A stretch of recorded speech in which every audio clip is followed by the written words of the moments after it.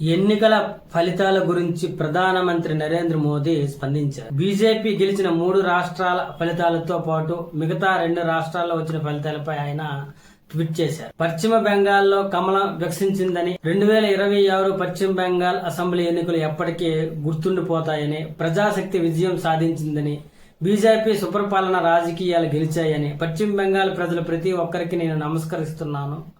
ప్రజలు బీజేపీకి అద్భుతమైన మెజారిటీ ఇచ్చారు. వారి ఆశలు ఆకాంక్షలు నెరవేర్చేందుకు మా పార్టీ సాధ్యమైనంత ప్రతిదీ చేస్తుందని నేను హామీ ఇస్తున్నానని చెప్పి ఆయన ట్వీట్ చేయడం జరిగింది. అదేవిధంగా సమాజంలోని అన్ని వర్గాలకు అవకాశాలు, గౌరవం కల్పించే ప్రభుత్వాన్ని అందిస్తాము.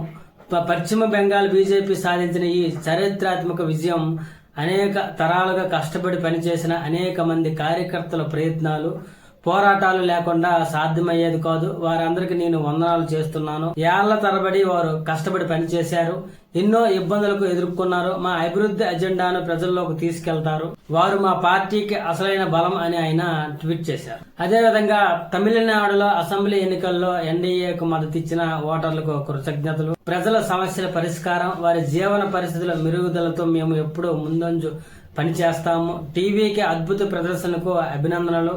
కేంద్రం తమిళనాడు అభివృద్ధి, ప్రజల సంక్షేమం కోసం ఉన్న ప్రతి అవకాశాన్ని వాడుతుందని ప్రధాని మోదీ చెప్పడం జరిగింది. అస్సాం మరోసారి బీజేపీ ఎన్డీఏకు ఆశీర్వదించింది. అస్సాం విధానసభ ఎన్నికల్లో బీజేపీ ఎన్డీఏ విజయం సాధించడం మా కూటమి అభివృద్ధిపై పెట్టిన దృష్టి, ప్రజల జీవితాల్లో సానుకూల మార్పు తీసుకురావాలన్న ప్రయత్నాలకు ఉన్న అంచనా విశ్వాసాన్ని చూపిస్తుంది. ఈ భారీ విజయం ఇచ్చినందుకు అస్సాంలోని నా సోదరులు సోదరీమణులకు నేను కృతజ్ఞతలు తెలియజేస్తున్నానని చెప్పడం జరిగింది.